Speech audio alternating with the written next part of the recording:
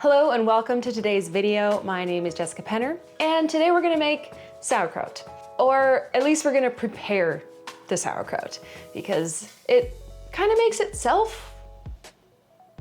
Anyways, I've been eating homemade sauerkraut pretty consistently in the last year and a half. I've found that it has really helped my gut health, and I had some pretty serious issues with my gut health, and I'll tell you a little bit more about that later. But what motivated me to start making sauerkraut like this is because with my health challenge, I was using probiotics, and the recommendations I was getting were to use it in such high quantities that it wasn't sustainable financially. And the weird thing was, we'd start on a certain probiotic, and for the first 2-3 weeks, it would work amazingly.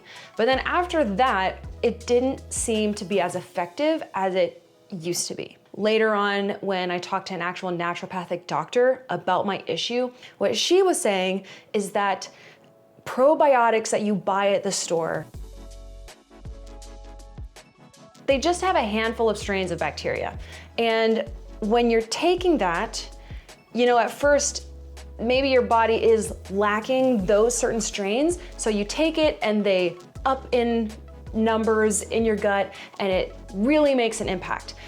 But the key with gut health and a healthy gut microbiome is diversity. So at first you increase the diversity of this one kind, and that's great. But then you keep taking the same kind again and again and again, and that doesn't necessarily continue to help increase diversity. And it can actually have negative effects over the long term because you can get the overgrowth of those kinds of bacteria, right? There's lots of different issues that people can have with their guts, whether it's an overgrowth in yeast, which is what was my issue, or you can have overgrowths in certain kind of bacteria, or you can have, the bad bugs that are opportunistic and they come in after you've had, say, antibiotics, wiped everything out, then those more aggressive, nasty guys overgrow. So anyways, after that, I was very certain that I needed something different for my gut health than just buying probiotics. And that was one reason why I really shifted my focus to sauerkraut, and specifically homemade fermented sauerkraut. That way, I knew it would be able to grow all of its own good bacteria naturally, all by itself. And when something is fermenting in nature, there's always this element of chance where different kinds of bacteria can grow together, right? It's like a forest. Sometimes there's gonna be more of this plant and sometimes there's gonna be more of that plant. But the thing is, with that diversity, it will have a better effect on your stomach. Plus, it comes with all the nutrients and fiber and whatever all that is really good with cabbage in the first place. Anyways, that was a long spiel, I know, but I feel like it's important to understand why making your own sauerkraut at home is so beneficial. For one, it's so cheap, and for two, I personally have found it more effective than buying probiotics, online or whatever, even from supposedly reputable brands. Not knocking a brand, but this just worked better for me. So what did sauerkraut actually practically do for me? Well, like I mentioned before, I was struggling with yeast overgrowth, with candida, and in a chronic fashion. I think there's a lot of women dealing with this, and sometimes the solutions at the pharmacy work and sometimes they don't. And for me, it didn't. The long and the short of it is that with struggling with yeast infections and chronic candida overgrowth, I decided I needed to do something. And so I talked to a naturopathic doctor, got a $1,000 candida cleanse kit that was supposed to solve all the problems. But after doing that, I still didn't feel 100%. I was not as healthy as I knew I could be. One of the things I decided to try after that was sauerkraut. Like, seriously, large amounts of sauerkraut. And eating large amounts of sauerkraut literally made the difference between I can enjoy a piece of cake and not have a flare-up and be like a normal human being versus not eating sauerkraut and yeah, sugar causes me problems. If you know, you know. If you don't, well, I'll have a dedicated video about that later. Anyways, so sauerkraut is an important part of my health regimen now. Okay, well, now that I've talked your ear off, why don't we actually go ahead and make the sauerkraut? Typically, I use 2 cabbages to make a batch, but I've been finding that I just run through it too fast. So today I'm actually going to use 3 cabbages, and hopefully that'll last me a couple months. So first things first, when you are purchasing your cabbages, you want to find one that is as complete and perfect as possible. This last round of groceries that I got was actually a pickup order, so someone else did the grocery shopping for me. So they picked a cabbage that I wouldn't have picked, but I mean, at least it's a lesson now. So if you can see this cabbage has these cracks, which means you're just gonna have a little bit more work to do in taking layers off and cutting that out to make sure that the cabbage you're actually using is going to be perfect. So you don't want any blemishes, you don't want any of this powdery residue on your final product. So let's just peel off these leaves from our cabbage.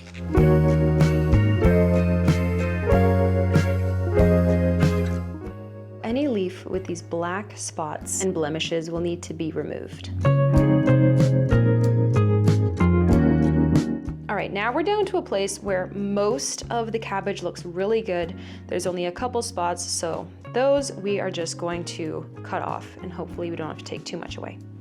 As you're removing the outer leaves and all the blemishes, make sure you save 3 near perfect leaves because we will need those at the end of our process. Now we've prepared our cabbages. All we gotta do is start chopping. First thing I like to do is to cut off the end. Then I cut it in half and start thinly chopping around the cabbage.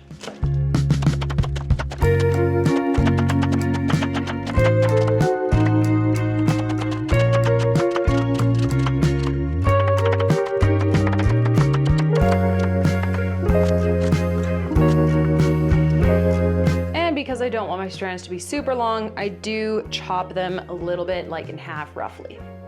And the reason I am putting my cabbage in this crock is because this is ceramic versus using a plastic bowl or a stainless steel bowl. When you're using plastic, there is a high chance of plastic particles leaching into your food. You know how plastic particles take a long time to break down in a landfill?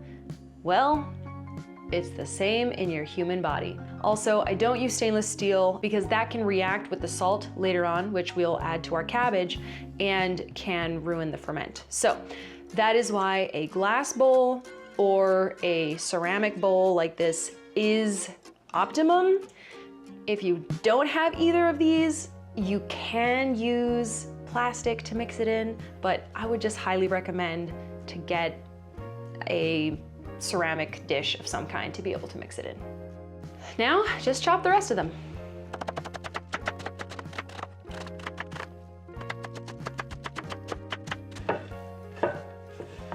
So we have finally cut up all the cabbage, and as you can see, there is more cabbage than what fits in my crock. So typically if I'm just doing 2 cabbages, as you can see, it barely works, barely fits. But this time I'm adding a 3rd and it doesn't fit right now. So what we're gonna do is we're gonna add the salt, and then we are going to mash and squish the cabbage together, mix it in with the salt. This is what we call bruising the cabbage. And I don't know exactly what it does, but it helps the salt get into the cabbage and the cabbage reduces in volume. So once that is squished down, I'll be able to add the rest of this and we should be able to fit it all in. Now, I know there are recipes on the internet for how much salt you should use using the weight of the cabbage, and then a certain ratio of salt goes with that weight of the cabbage. But the last time I did that, there was not enough salt in the sauerkraut, and it didn't turn out the way it should be. The sauerkraut was soft, and it's not supposed to be soft, it's supposed to be crispy. Anyways, so I'm just gonna use the method that I used before, which is add salt and taste.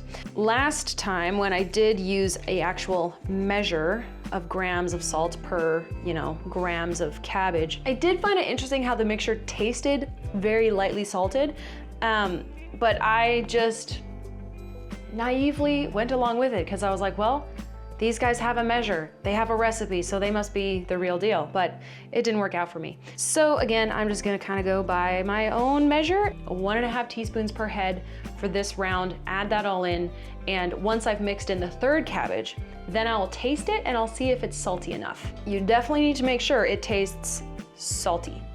It doesn't have to be like crazy salty, but it has to be strongly salty and not like delicately salty.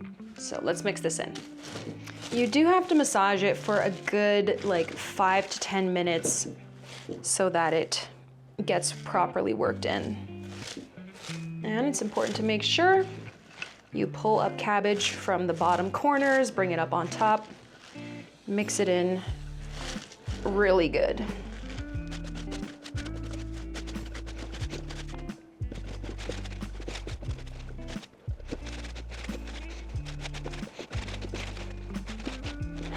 Now that it has reduced a little bit, then I'll add some more and drop some on the floor.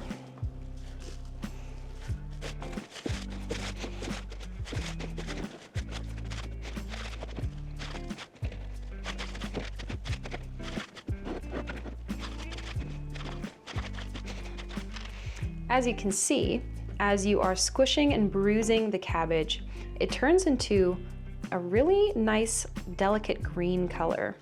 It's also getting more moist. That's because the salt draws out water from the cabbage. This is also a good sign. The cabbage has been sufficiently squished and it's looking really good and moist, and now we are going to leave it for an hour to let more juices come out, because that's going to be very important once we put in the jar to leave it to ferment. All right, it's been an hour. I've had some lunch, and now we are going to put all of this in this gallon jar here. And the main objective when you're putting your cabbage into your jar is that you want to squish it down as much as you possibly can. You want to get all the air bubbles out and just really fist it down into there. Oh my goodness, I literally forgot that we need to taste test this thing to see if it's salty enough. That definitely needs more salt. I'm gonna go ahead and put in a whole tablespoon more. Okay, but now that that's mixed up with more salt, let's taste test it. Now it's salty. Now it's actually good. Okay. Back to filling the jar. And as you squish it to the bottom of the jar, you are gonna find that liquid rises up. That is exactly what you want, because that salty water, brine, is going to be the protective layer over all of your cabbage here that will protect it from air. Because the air, if it touches the cabbage at all, it could go moldy. We don't want that. I typically just do this with my fist, but I know there are actual wooden pounding tools. They're wide with a flat bottom that some people get to do this kind of work, but I'm pretty basic, so I just use my hands.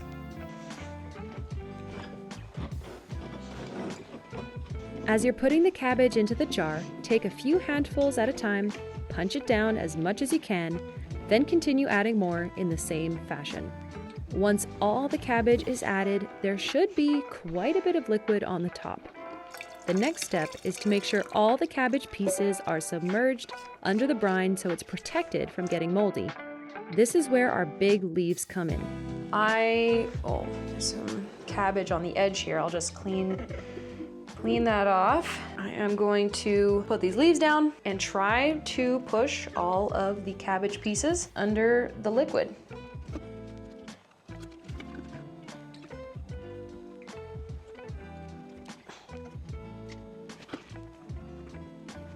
Okay, I got everything kind of covered, mostly. There's a hole there that some pieces are slipping through. Unacceptable. So now that we have that in there, what would be really nice, oh, there's a piece of cabbage.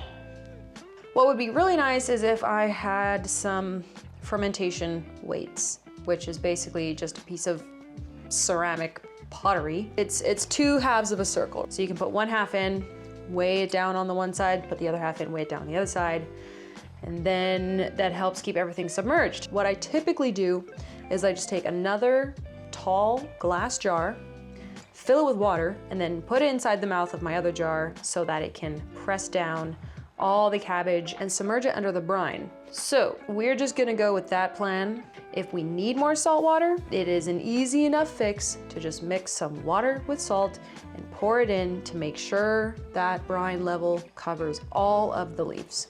All right, I found a bottle that would work for us. This is one of my kefir water fermentation bottles, and it is thin enough that it will fit in there.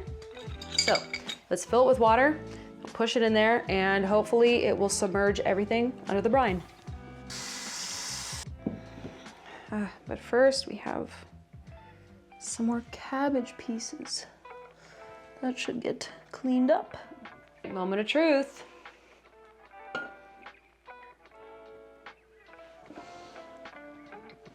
So as you can see, the liquid level is higher, but there are some pieces of our big leaves that are poking out. So let's just make ourselves a little extra brine and pour it in.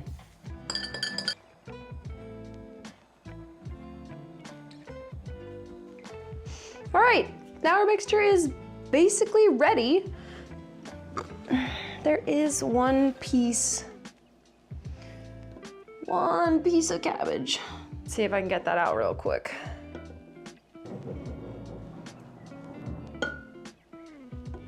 Perfect. Now there are no more pieces of cabbage above the water.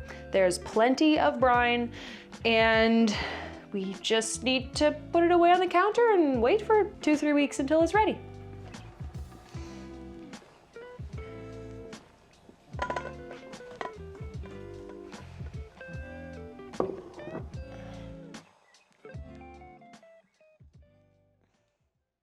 So that is basically it. Our cabbage is ready to ferment. It will stay there for 2 to 3 weeks, depending on the temperature of your home and I guess how sour you like it. In my opinion, the sour the better. You should start to notice in the next day or two that it starts bubbling. It is going to fizz and bubble and produce a little bit of foam because that is the byproduct of fermenting. That's totally normal, it's okay. That will appear on the surface and your liquid level might even rise a little bit. With my jar, there's so much headspace that you don't need to worry about it spilling over or anything. But if you're using a smaller jar or your cabbage is higher up to the top, like if your liquid level was literally just under that top lip, then it is very likely it'll spill over. That has happened to me in the past when I was making sauerkraut. So in those cases when the liquid level was higher, I just put it on a plate as it sat. So it could spill over and it wouldn't make a mess. It's all good. And when your sauerkraut is ready, then all you gotta do is remove the bottle, remove the leaves. I personally like to take just a wet cloth and wipe around the inside because there's gonna be some residue from the foam. An expert may tell you that you don't need to. I'm not really an expert, so I'm just telling you what I do. Anyways, that is how I make my sauerkraut. Pretty simple, and like I was saying before, it has really, really helped my health, my gut health, dealing with yeast infections and candida. It is night and day different when I am taking that stuff and when I'm not. So if you are struggling with any kind of gut issue, this is something that I highly recommend to try. It is cheap, it's better than probiotics, in my opinion, and you can make it from home. And when you make this, you are empowering yourself to be your own doctor, to be your own pharmacy, which is the best feeling in the world. So I hope you enjoyed, If you have any other questions or comments, please leave them down below. I will try to answer anything, but again, I'm not an expert. I just do this for myself, but I am happy to help in any way that I can. If you'd like to see more content like this or vlogs and homemaking content that I like to make, you are also welcome to subscribe. I would love to see you around. And with that, I hope you have the best rest of your day. I love you, and I'll see you in the next video.